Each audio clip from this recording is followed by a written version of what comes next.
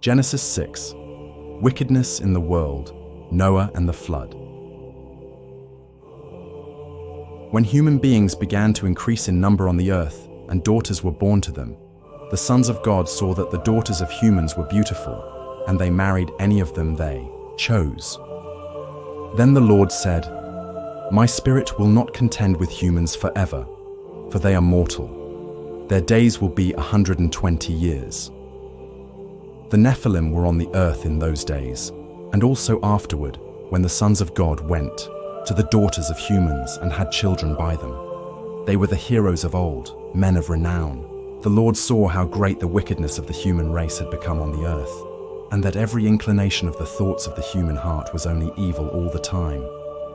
The Lord regretted that he had made human beings on the earth, and his heart was deeply troubled. So the Lord said, I will wipe from the face of the earth the human race I have created, and with them the animals, the birds, and the creatures that move along the ground, for I regret that I have made them. But Noah found favor in the eyes of the Lord. This is the account of Noah and his family. Noah was a righteous man, blameless among the people of his time, and he walked faithfully with God. Noah had 3 sons, Shem, Ham, and Japheth. Now the earth was corrupt in God's sight and was full of violence.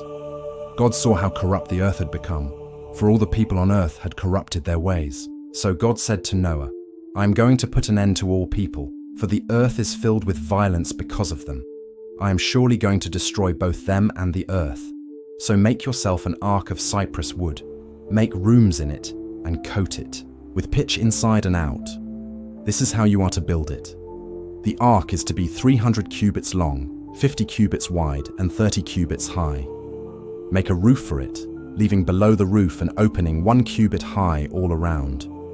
Put a door in the side of the ark and make lower, middle, and upper decks. I am going to bring flood waters on the earth to destroy all life under the heavens, every creature that has the breath of life in it. Everything on earth will perish, but I will establish my covenant with you, and you will enter the ark, you and your sons and your wife and your sons' wives with you. You are to bring into the ark 2 of all living creatures, male and female, to keep them alive with you, 2 of every kind of bird, of every kind of animal, and of every kind of creature that moves along the ground will come to you to be kept alive. You are to take every kind of food that is to be eaten and store it away as food for you and for them. Noah did everything just as God commanded him.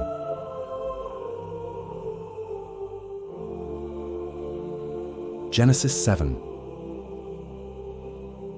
The Lord then said to Noah, Go into the ark, you and your whole family, because I have found you righteous in this generation.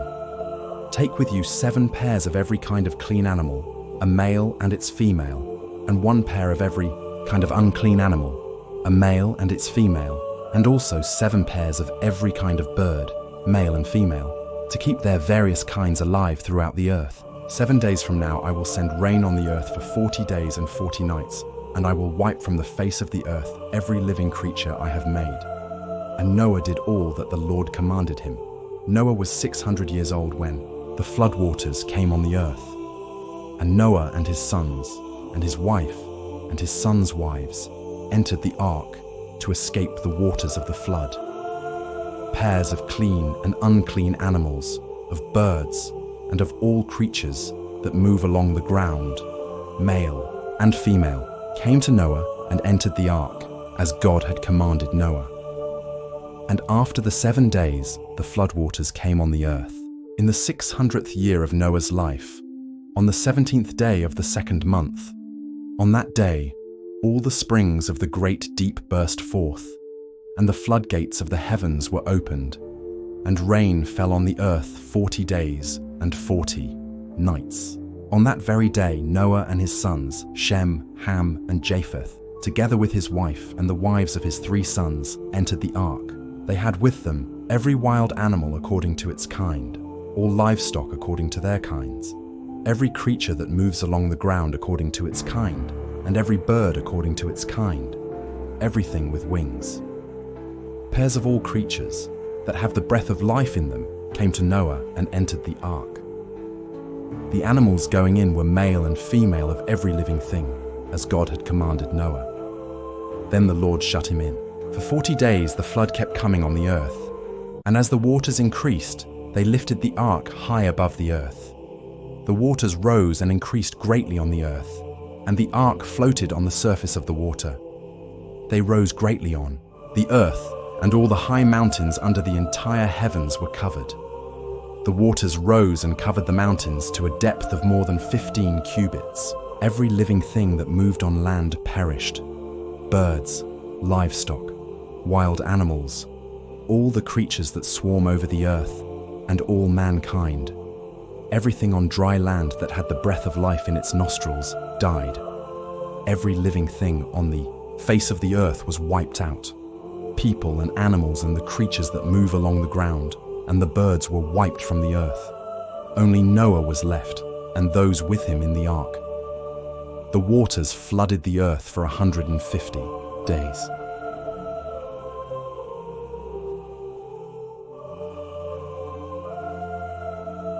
Genesis 8. But God remembered Noah and all the wild animals and the livestock that were with him in the ark, and he sent a wind over the earth, and the waters began to recede. Now the springs of the deep and the floodgates of the heavens had been closed, and the rain had stopped falling from the sky. The water receded steadily from the earth. At the end of the 150 days, the water had gone down, and on the 17th day of the 7th month, the ark came to rest on the mountains of Ararat. The waters continued to recede until the 10th month, and on the first day of the 10th month, the tops of the mountains became visible. After 40 days, Noah opened a window he had made in the ark and sent out a raven, and it kept flying back and forth until the water had dried up from the earth. Then he sent out a dove to see if the water had receded from the surface of the ground. But the dove could find nowhere to perch because there was water over all the surface of the earth, so it returned to Noah in the ark.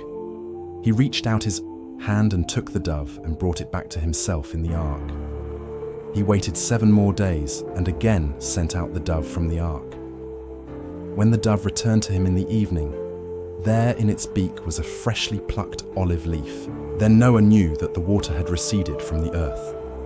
He waited 7 more days and sent the dove out again, but this time it did not return to him. By the first day of the first month of Noah's 601st year, the water had dried up from the earth. Noah then removed the covering from the ark and saw that the surface of the ground was dry. By the 27th day of the 2nd month, the earth was completely dry. Then God said to Noah, "Come out of the ark, you and your wife and your sons and their wives. Bring out every kind of living creature that is with you, the birds, the animals, and all the creatures that move along the ground, so they can multiply on the earth and be fruitful and increase in number on it." So Noah came out, together with his sons and his wife and his sons' wives. All the animals and all the creatures that move along the ground and all the birds, everything that moves on land, came out of the ark, one kind after another. Then Noah built an altar to the Lord, and taking some of all the clean animals and clean birds, he sacrificed burnt offerings on it. The Lord smelled the pleasing aroma and said in his heart, "Never again will I curse the ground because of humans, even though every inclination of the human heart is evil from childhood.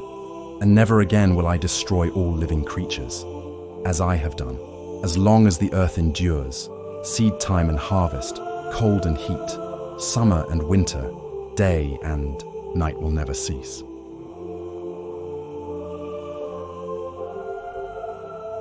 Genesis 9. Then God blessed Noah and his sons, saying to them, "Be fruitful and increase in number and fill the earth. The fear and dread of you will fall on all the beasts of the earth and on all the birds in the sky, on every creature that moves along the ground, and on all the fish in the sea. They are given into your hands. Everything that lives and moves about will be food for you. Just as I gave you the green plants, I now give you everything. But you must not eat meat that has its lifeblood still in it, and for your lifeblood I will surely demand an accounting. I will demand an accounting from every animal, And from each human being too, I will demand an accounting for the life of another human being. Whoever sheds human blood, by humans shall their blood be shed. For in the image of God has God made mankind. As for you, be fruitful and increase in number. Multiply on the earth and increase upon it. Then God said to Noah and to his sons with him, I now establish my covenant with you and with your descendants after you, and with every living creature that was with you, the birds, the livestock, and all the wild animals, all those that came out of the ark with you, every living creature on earth. I establish my covenant with you. Never again will all life be destroyed by the waters of a flood. Never again will there be a flood to destroy the earth. And God said, This is the sign of the covenant I am making between me and you and every living creature with you, a covenant for all generations to come. I have set my rainbow in the clouds, and it will be the sign of the covenant between me and the earth. Whenever I bring clouds over the earth and the rainbow appears in the clouds, I will remember my covenant between me and you and all living creatures of every kind. Never again will the waters become a flood to destroy all life. Whenever the rainbow appears in the clouds, I will see it and remember the everlasting covenant between God and all living creatures of every kind on the earth. So God said to Noah, This is the sign of the covenant I have established between me and all life on the earth. The sons of Noah who came out of the ark were Shem, Ham, and Japheth. Ham was the father of Canaan.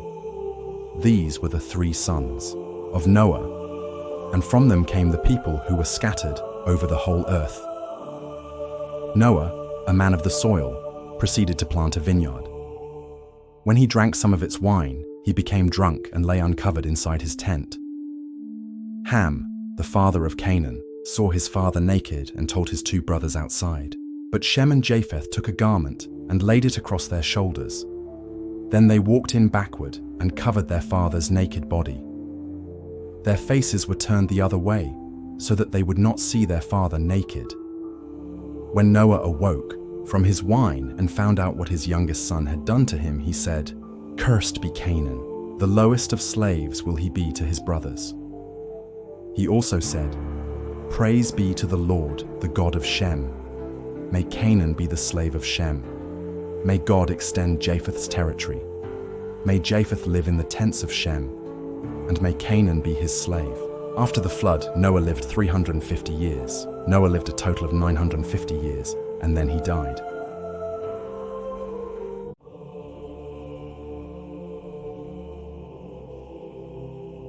Genesis 10, the Table of Nations.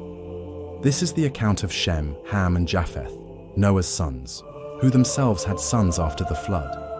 The sons of Japheth, Gomer, Magog, Madai, Javan, Tubal, Meshech, and Tiras. The sons of Gomer, Ashkenaz, Riphath, and Togarmah. The sons of Javan, Elisha, Tarshish, the Kittites, and the Rodanites. From these, the maritime peoples spread out into their territories by their clans within their nations, each with its own language. The sons of Ham, Cush, Egypt, Put, and Canaan. The sons of Cush, Seba, Havilah, Sabta, Rama, and Sabteka. The sons of Rama, Sheba, and Dedan. Cush was the father of Nimrod, who became a mighty warrior on the earth. He was a mighty hunter before the Lord. That is why it is said, like Nimrod, a mighty hunter before the Lord. The first centers of his kingdom were Babylon, Uruk, Akkad, and Calneh in Shinar. From that land he went to Assyria, where he built Nineveh, Rehoboth-ir, Calah, and Resen, which is between Nineveh and Calah, which is the great city. Egypt was the father of the Ludites, Anamites, Lehabites, Naphtuhites, Pathrusites, Casluhites, from whom the Philistines came, and Caphtorites. Canaan was the father of Sidon, his firstborn, and of the Hittites, Jebusites, Amorites, Girgashites, Hivites, Archites, Sinites, Arvadites, Zemarites, and Hamathites.